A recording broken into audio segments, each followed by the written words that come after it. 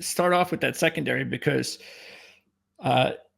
this looked to me, we were going over the draft needs in the offseason or just the offseason needs before free agency and the draft. And it looked like the Panthers were able to take care of a lot of the needs that we went over, except for corner.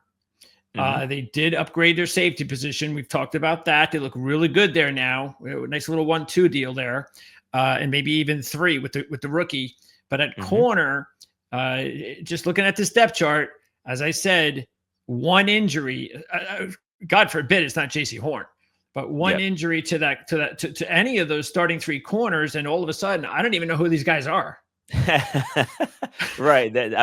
So I know who they are. That's what you're doing here. Yeah, for sure. But you're absolutely right. I think that here's the thing: Dan Morgan and Dave Canales, if you ask anyone from the Panthers fan base, we were all scratching our heads too. Why haven't we brought in another corner? Like what's going on here? But I really think they like the guys that they have. I think when we've heard Shamar Bartholomew, we've heard his name a lot. I mean, you've got the Jets logo. He's a former Jet. He does. He's a former Jet. And I think still don't know who he is. Yeah. So just like Frankie Louvu, we're hoping that a former Jet pays off for the Carolina Panthers. These guys are bigger cornerbacks, so they're all 6 foot taller, and they're 200-pound guys. They're all bigger, physical cornerbacks. And so they like Shamar Bartholomew a lot. And I've heard his name a whole ton. And again, the key thing is this: we're not asking him to be a CB2, right? He's a depth guy. So that's important. So I do think Shamar Bartholomew is going to be a solid depth play. They like a Caleb Evans as well. Caleb Evans is another guy. I've heard his name a lot. I heard him brought up, I think the other day when Canales was doing an interview, they brought his name up and they said he's playing well. Now, another guy who we drafted last year who was playing very well, he's getting a lot of buzz right now, Shaw Smith-Wade. If you go back in the archives, and I said that, listen, I called myself out. I did not like this pick when we first drafted him. If you go back and listen to any of my draft recaps, I didn't like him. This kid is playing very well. I've heard his name a lot. They really like where he is, and he's going to get some play at nickel.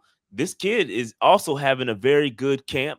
So although you may not know who these guys are, I think that the staff really has high hopes for some of these guys to show up and prove. And again, if any team experiences any kind of injuries, your depth is going to have to show up. So obviously we don't want to miss J.C. Horn. We don't want to miss Mike Jack. But these guys, the first 2 guys are very good. Everybody else, they're going to have to show up if necessary. So the 2 guys to keep an eye on away from those top 3 starters, you're saying are going to be Bartholomew and Evans. So keep an eye on those 2 young corners. And Shaw Smith-Wade. You're going to see Shaw Smith-Wade. He's in a nickel right now. Depending on the packages, you're going to see him a lot as well. He's going to start, right? Yeah, it just depends on the package. But yes, yes. All right. What about all of these? Now, again, for the RLED depth charts, the Aqua players, those are the college free agents. And there are 6 of them, actually 7 of them at camp. The only one that I am familiar with, actually 2 of them, are Dotson from Kansas and Gifford from Nebraska. But he's a strong safety. Dotson, of course, had a really good college career. So have any of these guys, is it way too early? Have you heard anything at all about any of these college free agents about whether or not you think any of them have a shot to make the team? Because this is definitely a wide open opportunity to make the team.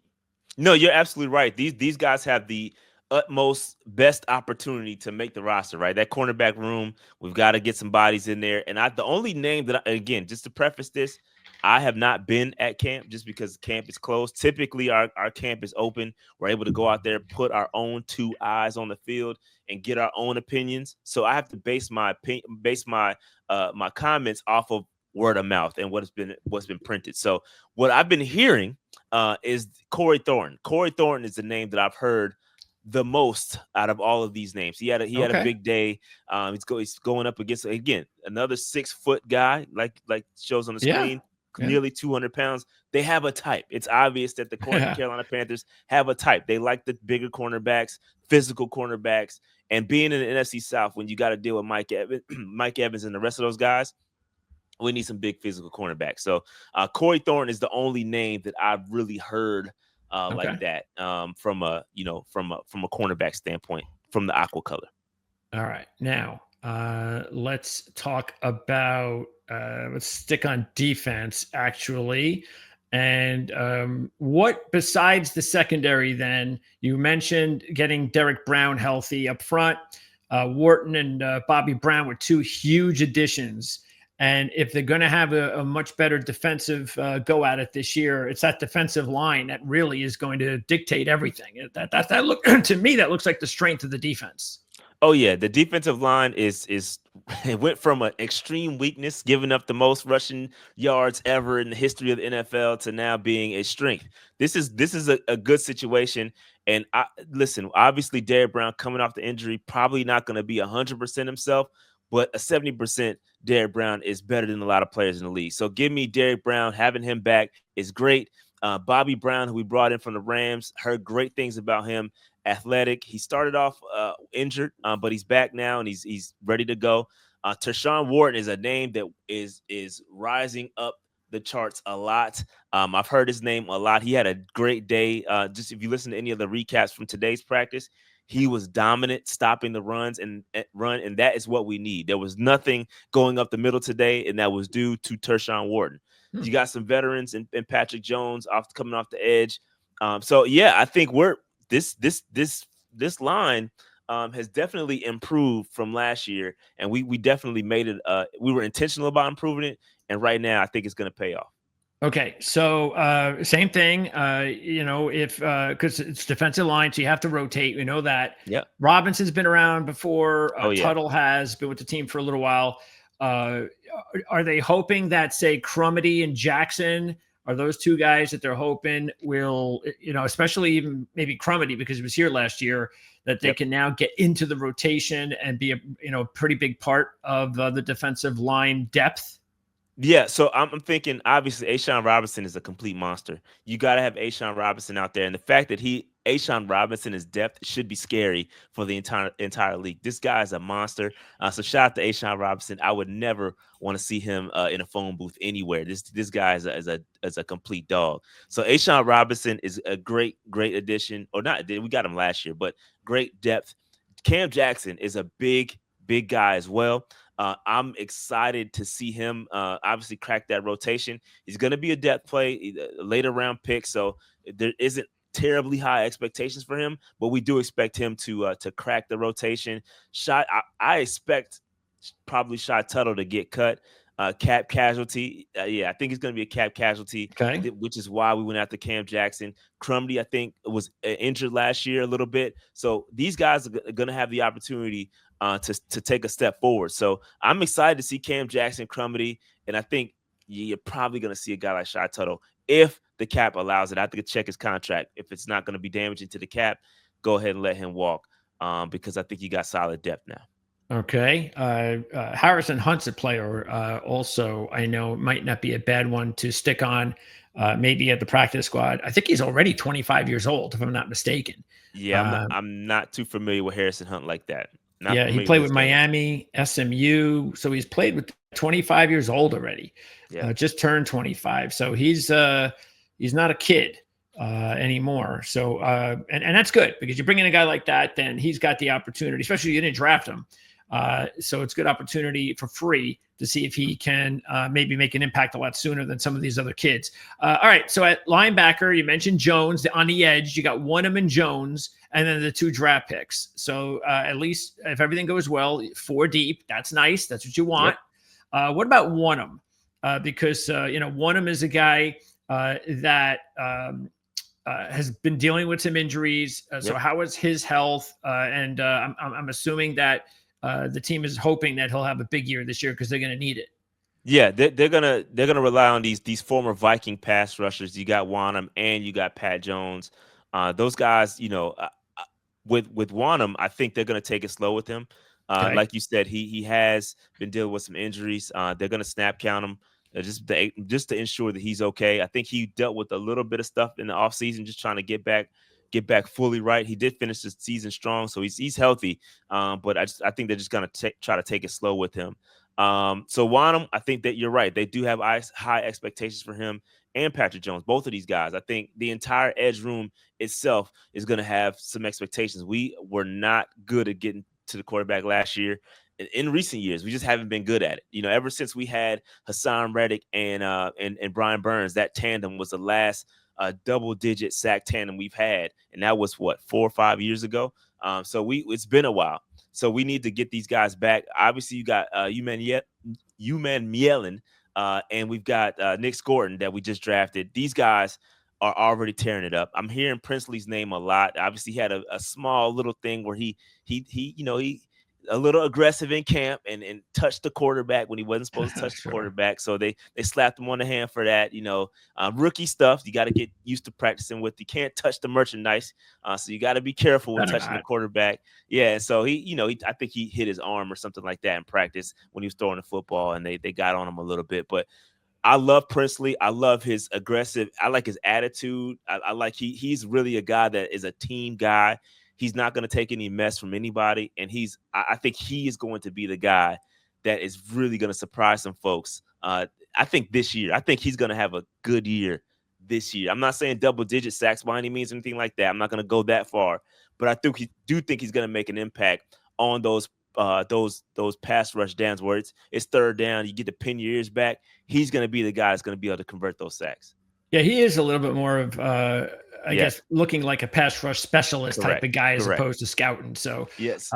Scorton is more of a run stopper. He's bigger. He can pass rush too. Sure. But Princely's going to be more of your pass rush specialist. DJ Johnson, is this a make or break camp for him? Have you heard anything about him? I haven't heard much about DJ, but I think he's improving. Here's the thing with DJ. Listen, they brought him in. He's good against the run, right? He's not going to be your premier pass rush specialist, right? But he's solid against the run, which is what we need.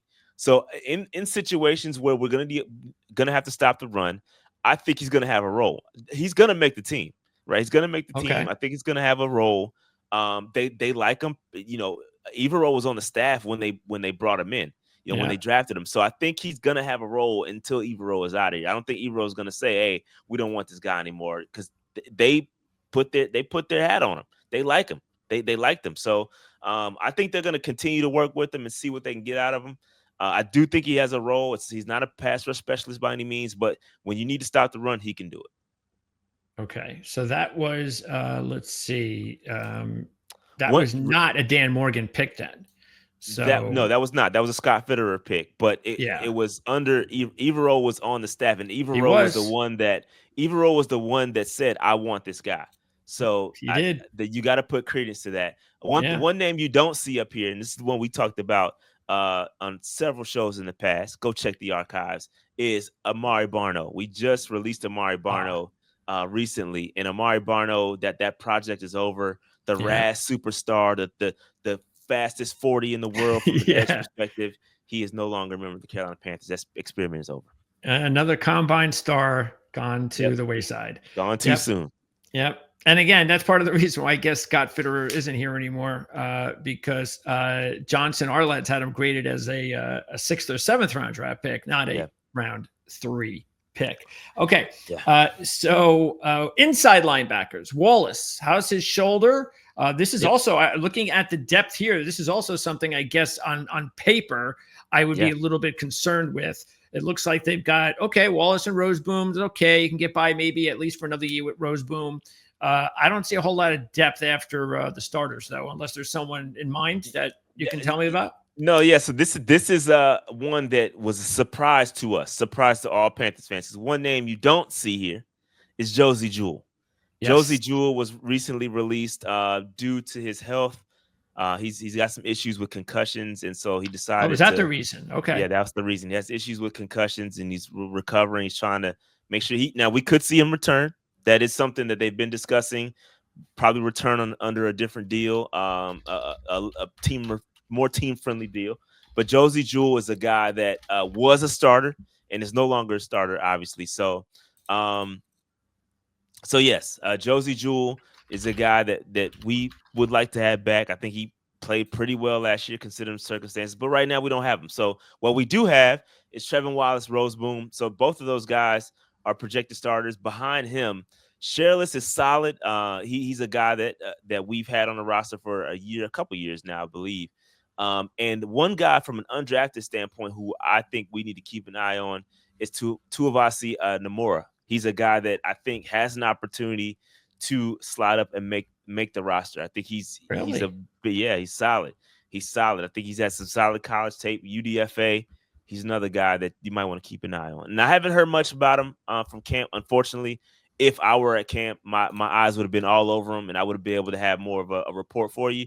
But unfortunately, I don't. But I think he's a guy from an outside perspective, I would keep an eye on him. Well, there's opportunities there as well. So, but yeah, this is really important for Trevin Wallace to take over now and get healthy, because they are going to need a good young player like that on the inside. Because you would think that next year that's going to be a spot that they're going to really zero in on at some point, either in free agency or the draft. For sure. Okay, so that's for defense. Over with the offense, let's just start with Bryce. What are you hearing? Is everything sounding good, that he's ready to just take off where he left off at the end of last year? Yep, he's locked in. I think that's the expectation from the entire fan base is, hey, no drop off. All right, we ended the season hot. Let's pick up from there and let's keep going. And I think that's the vibe around camp. I know we're going to try to slow walk this, but I think the conversation really revolves around the wide receivers. Bryce is Bryce. But when you look at that wide receiver room, that is where the rubber's hitting the road, and it's getting a lot of fanfare right now. A lot of people are talking about the wide receiver room, and when you talk about those top 5, 6 guys, it's a battle in there. Those guys are battling. But Bryce, if we're gonna take a step back, Bryce is fine. Bryce is doing a good job. He's taking the reins. He's got control of the offense. They're turning more over to him. So I think you'll see an improved Bryce Young, and he's going to pick up where he left off. No question.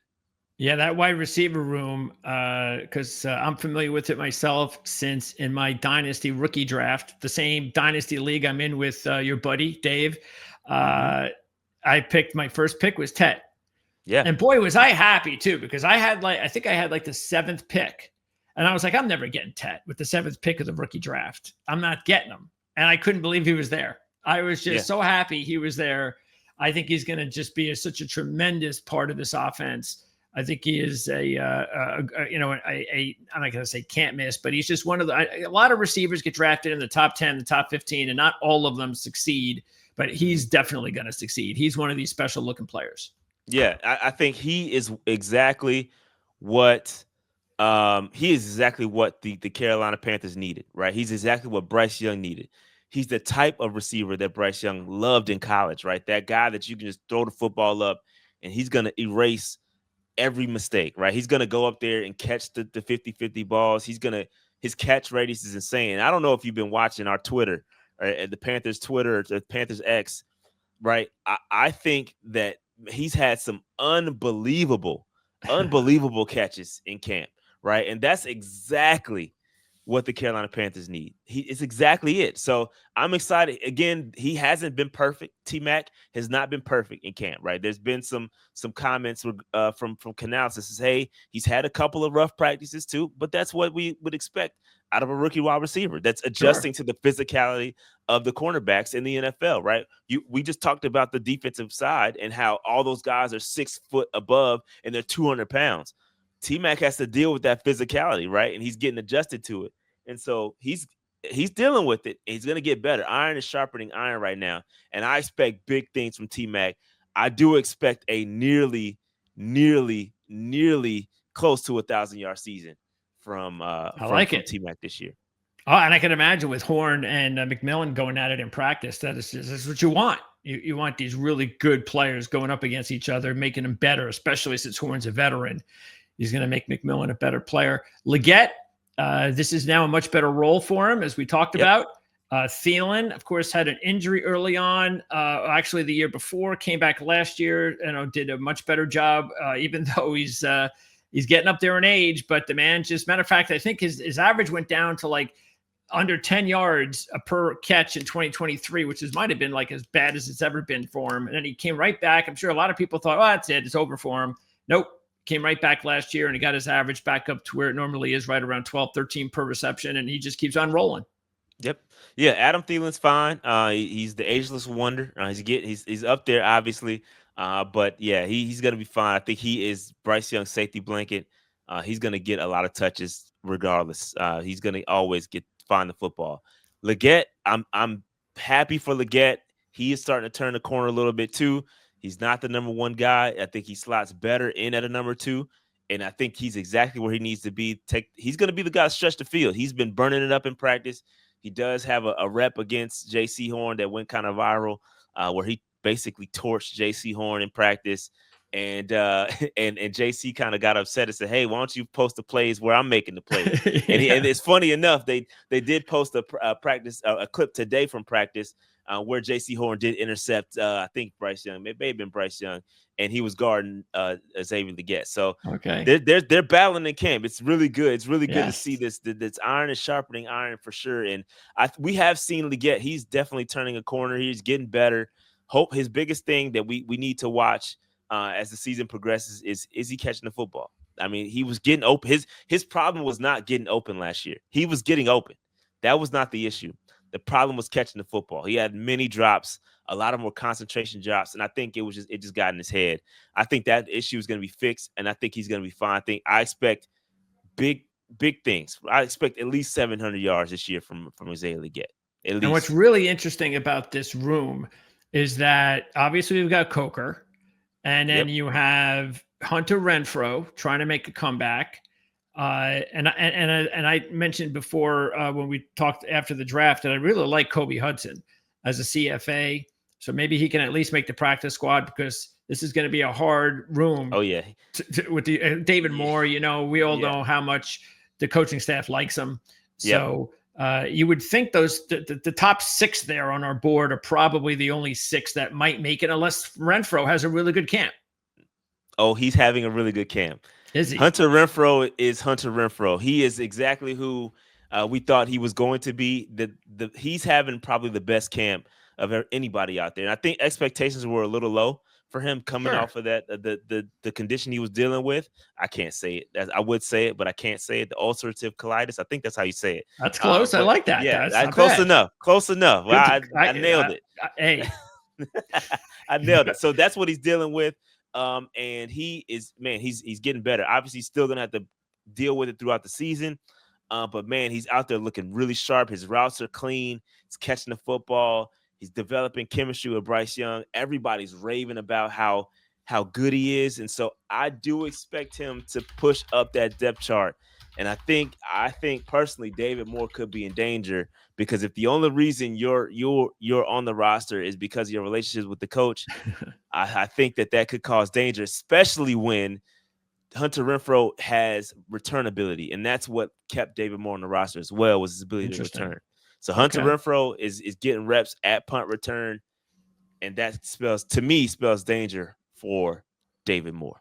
Yeah, because we know Jimmy Horn will be on specials. So number two, if that's Renfrow, there's no room for number three. Bingo. Yeah. Bingo. That is correct. And that's what I've been telling Panther Nation is that when you drafted multiple, not just Jimmy Horn, you drafted multiple guys that have return ability. ETN also has return ability.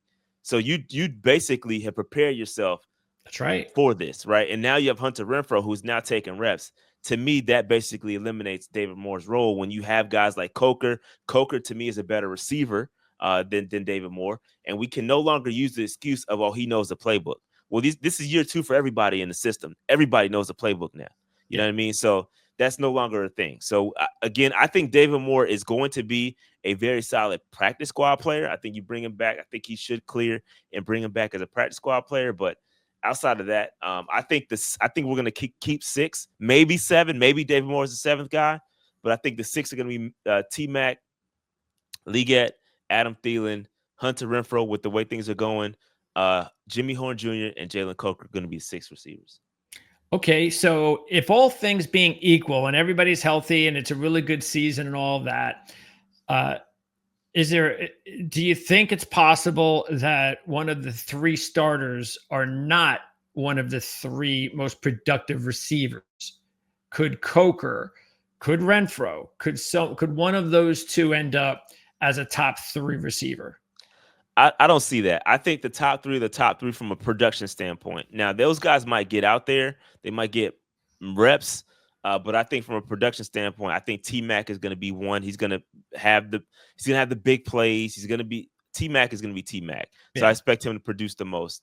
Thielen is going to be the catch-all. He's Mr. Third Down, right? If you need something clutch, you're going to Adam Thielen, right? And Xavier Legette is going to be able to stretch the field. So I think those guys are going to be the top 3 producers. Everybody else is going to produce. Even Jimmy Horn, if you ask him, he knows that too, because Jimmy Horn, they asked him about his in-season production stats and what he expects for his season, and he said, "Yeah, I just want to have like 250 yards." Right, so he knows too that the ball's gonna have to spread around, and it's gonna be slim pickings for everybody else, and barring any injuries, of course. Okay, now those tight ends, those 2 young tight ends you talked about. How's Sanders as far as his health? And because again, with Tremble out, that means it's possible that one of those other tight ends, one of those other 4 guys, might make the team. And I don't think any of those 4 guys have been in the NFL much, if at all. So that means that Sanders and Evans are going to be counted on an awful lot, at least early on. Yeah. So I think Ja'Tavion Sanders, man, he slimmed down. He's getting better. I think he has a new look. He's focused on the game. I think he's going to have a very solid season as well. I think he's locked in, ready to go. Remember, he did have a little bit of an injury he dealt with towards the end of the season, kind of landed on his neck. After he came back from the injury, that he wasn't the same. He was really producing before he got injured. Yep. And I think it felt like after he got injured, he kind of got lost in the shuffle a little bit. Bryce started looking elsewhere, and he just couldn't crack back to the same way he was before he got injured. So I think that, Ja'Tavion Sanders is going to be back. As long as he's healthy, he's going to be solid. Now, the other guys, here's what I think. I don't think anybody else, you see the last 4 names on that roster, I don't think they're going to be around, with all due respect. I think that what's going to happen is if Tommy Tremble is not ready and not going to come back, they're going to bring a guy back like Jordan Matthews. Jordan Matthews has been on and off this roster for a long time, so he knows the system. I think they'll just call him back and say, "Hey, Jordan, we need you back. Can you come back and lock in with us?" I think he's the backup plan if something goes awry. So I think they're expecting Tommy Tremble to be back and progress all the way back and kind of make it back in time to start the season off. Okay. If not, I do think Mitchell Evans, and he's probably my favorite pick from this draft. Mitchell Evans, I'm telling you, this kid is special. He's special, and I hope that he gets opportunities because it may take some time. It may take some time for him to really, really dive to crack into the rotation. But man, once he does, he's so steady, good blocker, very good from 0 to 10 yards. Very good tight end, bro. So I like him. I hope he gets more opportunities. And I've heard his name quite a bit. So I think he's gonna do well for sure. All right, and then at running back, Chuba, it just keeps getting better. Rico comes in after a 1,000-yard season with the Cowboys, and as you mentioned, they drafted Trevor in round number 4. So the top 3 look really good, really set. How do you see the touches distributed here? Chuba's definitely, what do you think, 60-40? Yeah, you took it right out of my mouth. 60-40 is what I think the spread is going to be. One thing that Dave Canales mentioned is that you're going to be able to take Chuba off and keep the same play calls, right? You don't have to switch up the play calls because you got Rico coming in. So that keeps defenses off on their toes. And I think that, I think that both of those guys are going to have a lot. Again, they don't want to put it all on one plate. We've seen that. We've made that mistake with Christian McCaffrey in the past. I think this is going to be a committee approach, but I do think the committee is going to be led by Chuba. Chuba is coming off a 1,000-yard season. I think he's going to have another. He's going to be great. Chuba is a really good running back that is developed. And I'm glad he did, because I got to be honest, he's another guy that I didn't like. I did not like this pick when we first picked him up. But, Matt Rule's wife is to thank for us picking up Chuba Hubbard, and I hated it. I hated that. I hated the fact that this guy's wife was the one that was responsible for this pick. Okay. Right. So, and he has gotten better and better and better. It's been a slow walk, right? But he is exactly what you want to see from a development standpoint. You want to see guys get better and better and better each year. He had hands for bricks the first 3 seasons of his career, and now he can catch out the backfield. He's gotten better. There you go. See, you got it. It's perfect. That's it. He needs to clean up his ball skills. Yep. He's gotten better though. And pass catcher. He's gotten better. Okay. So it looked like they're in really good shape there, and really the skill positions are all set. The quarterback's developing nicely, and then it's the offensive line. And look, there are a lot of teams out there in the NFL that you could look at right now, and you go, yeah, I don't know about that offensive line. I mean, Houston's one of those teams, and Houston's a division champ the last 2 years, and they have all sorts of issues and questions along the offensive line. But the Panthers over the last couple of years have sure done a really good job of drafting and also adding some free agents. And Taylor Moton is the one constant. So in order for them to take the next step, what needs to happen? Keep rolling. Keep rolling. They brought back every guy from the roster last year. So this is a situation where we're good. We had a top 10 offensive line last year. I believe this is a top 10, a top 5. It can be a top 5 group. The chemistry, right? You need chemistry amongst the offensive line. You got to know how to communicate. One thing that is important, we got Austin Corbett back, right? So Austin Corbett is a guy that that's been dealing with injuries the past couple of seasons. But you also got Cade Mays, who is a very capable, extremely capable. In fact, I like Cade Mays more than I like Austin Corbett, to be honest with you. And the fact that he's a backup is crazy, right? So I love I don't know when the last time I could say this, and it feels really good to say this, but I love our offensive line. Like, I absolutely love it. The 2 interior guards are great. Damian Lewis, Robert Hunt, awesome additions last year. Those guys have paid off. We're paying them a lot of money, but it's completely paid off. Well worth the investment because you're protecting your investment in Bryce Young. This offensive line is more than solid. The biggest concern I have is when we're going to extend Taylor Moton. That's the biggest thing, and that's not an on the field thing. That's an off the field thing. Okay. And Icky, in order for him to get better, it's about the pass protection, correct? Pass protection. Yep, that's correct. He's a solid run blocker, but he's got to get better in pass sets. Again, I think he's going to continue to develop. This is a contract year for him, so I fully expect for him to reach his potential. Okay. Give me a breakout player on both sides of the ball, offense, defense, a veteran on the team. And what I mean by veteran, just somebody that at least was there for a year, that you think is ready to take that next step. Yeah, the easy answer for the offense is going to be Xavier Legette. I think he's going to break out this year. He had a very disappointing season last year, and I think that he's better than what he showed. So I think he's going to get better. I think the breakout is going to be XL on the offense. Defensively, the easy answer would be I can't use Derrick Brown. That's cheating. No, you can't use. I won't use Derrick Brown. That's comeback player of the year. Exactly, comeback. Yeah. I think a guy that's not a bad one, by the way. Comeback player of the year. Comeback player of the year. I got to look at the odds on that one. I think you might want to put some money on that. Put some money on it. Put a couple dollars on it. I think that a guy you need to keep an eye on. A breakout player for me is going to be Damani Richardson. Damani Richardson's starting free safety. I think that he is the reason why that we haven't looked to bring in somebody else. Everybody wanted us to go and bring back what's the guy that just got signed by the Julian Blackmon just got signed by the Saints. They wanted us to bring him in. They want us to bring in Ramsey. They want us to bring in all these guys. But Damani Richardson is a guy. I call him, and Panthers fans that watch this, they know I call him the Jalen Coker of the defense. Yes, he's an undrafted guy last year, and he worked his way up into starting opportunity and kept it. And so I think he's a guy that is going to be very good for us. He's a ball hawk. He's a free safety. He's got good range. I think he's going to be very solid.